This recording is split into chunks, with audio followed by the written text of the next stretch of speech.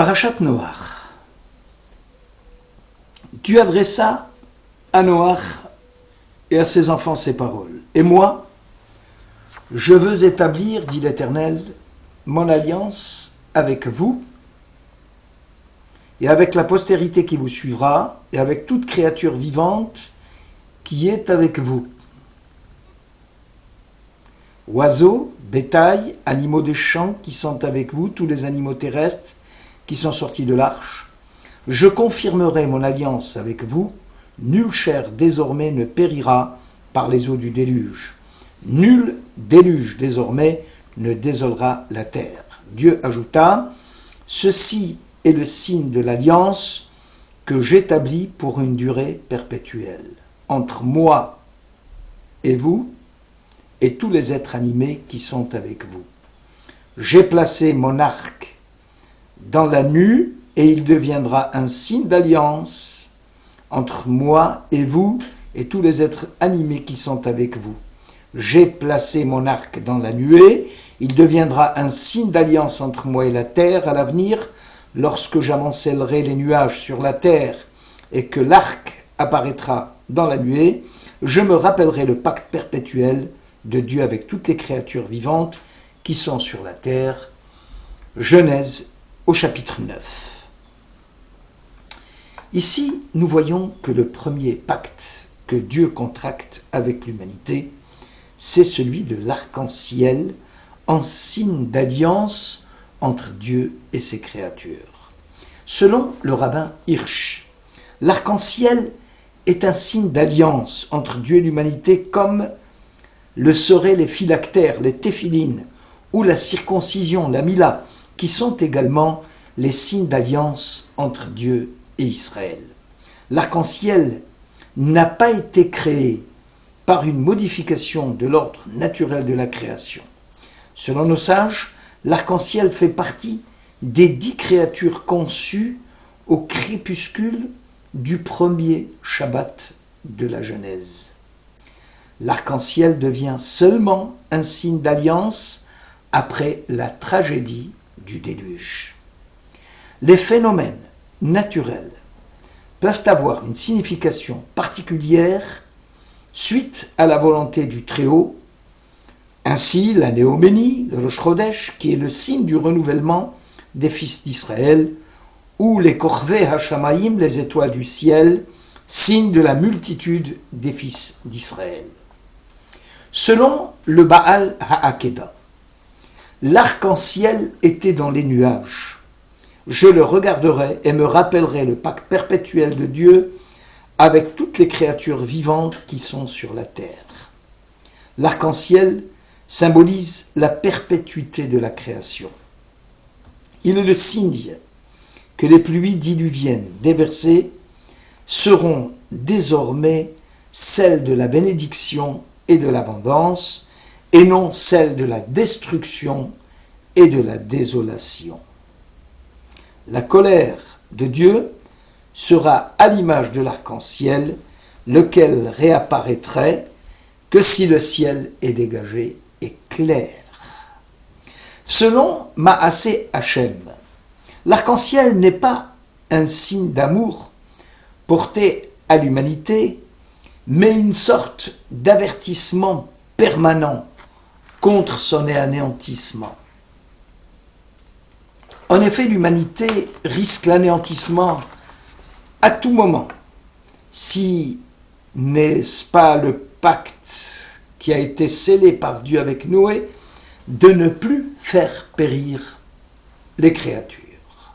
Ainsi, l'arc-en-ciel était dans les nuages, signifie que lorsque les fautes de l'humanité deviennent insupportables, les nuages qui s'amoncellent, la rigueur de Dieu devient dominante, comme conséquence des actions perverses des humains.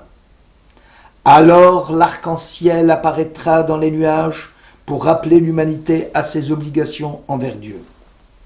L'apparition de l'arc-en-ciel dans une génération donnée est un signe de dégradation spirituelle, confirment nos sages. Il précise que les contemporains de Bar Yochai, un des grands docteurs de la Mishnah, n'ont jamais eu besoin de voir l'arc-en-ciel apparaître.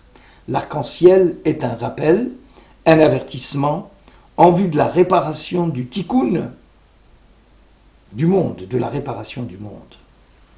Selon le rabbin Hirsch, la promesse du non-anéantissement de l'humanité est comprise dans l'avertissement qui lui est adressé à travers l'apparition de l'arc-en-ciel. En effet, l'arc lumineux, coloré, visible dans le ciel, à l'opposé du soleil, pendant une averse, et qui présente des couleurs du spectre, et qui résulte justement de la dispersion de la lumière solaire par réfraction et réflexion dans les gouttelettes d'eau qui se forment, lorsque finalement le nuage se résout en pluie, cet arc-en-ciel est multicolore et symbolise la diversité des nations, dit le rabbin Hirsch, allant de l'homme qui brille par sa spiritualité jusqu'à l'homme matérialiste à travers lequel la lumière divine a du mal à percer.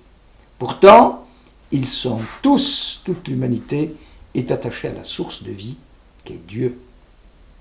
Selon le Maharal de Prague, l'arc-en-ciel n'est apparu qu'après le déluge. Il est le résultat, dit-il, de la dispersion de la lumière solaire, qui a connu un renforcement de son intensité après le déluge. C'est cette intensité de l'astre solaire qui donne naissance à l'arc-en-ciel.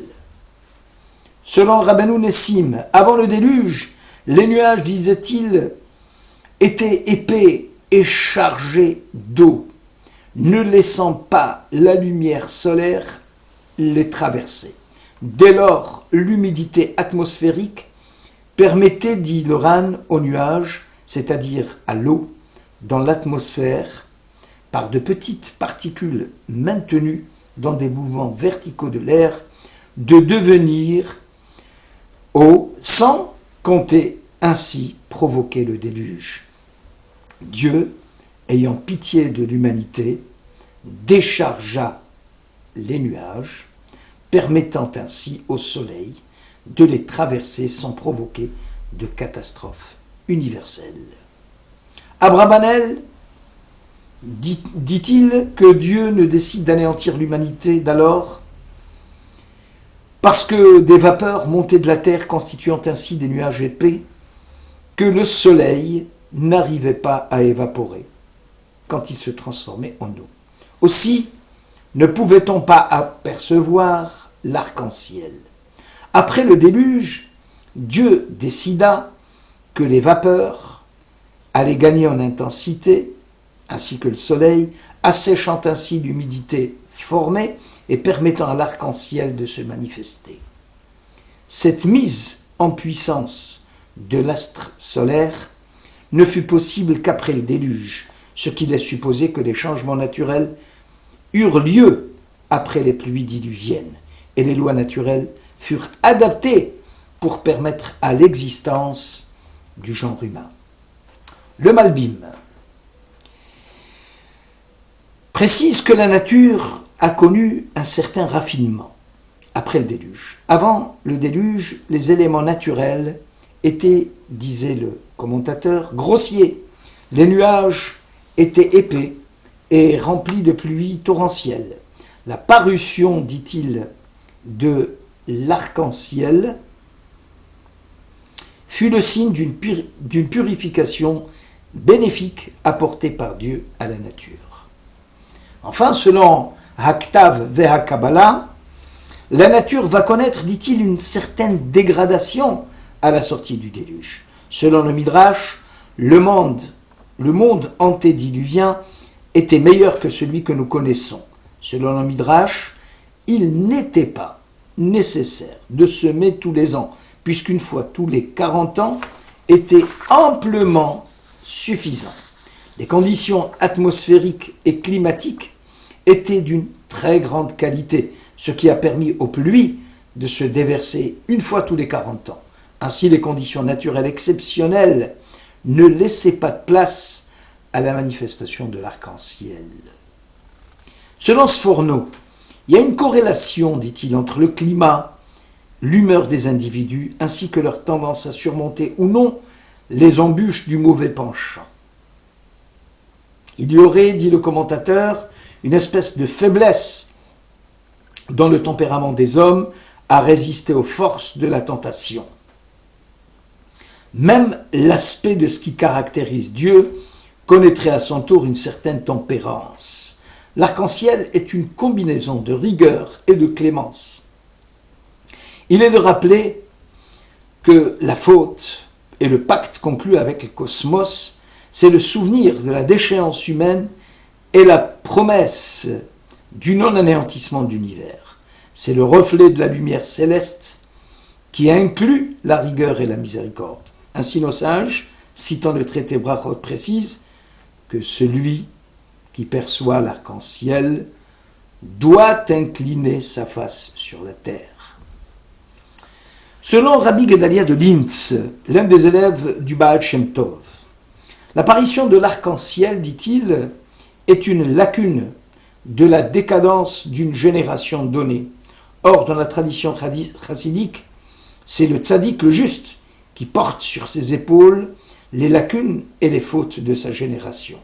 Comme si la faute allait désacraliser le juste. L'arc-en-ciel en est la haie protectrice ou le bouclier qui permet au juste de protéger la génération qui est dans un nuage épais. Keshet Asher Be'anan. À l'adresse de Rashbi, nos sages rapportent que l'arc-en-ciel n'était pas apparu tout le temps que Bar Yochai était vivant.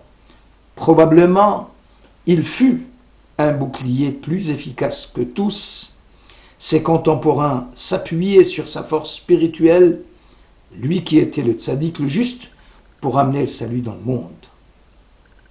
Le ciel étoilé au-dessus de nous nous complète d'une admiration et d'une crainte toujours nouvelle et toujours croissante.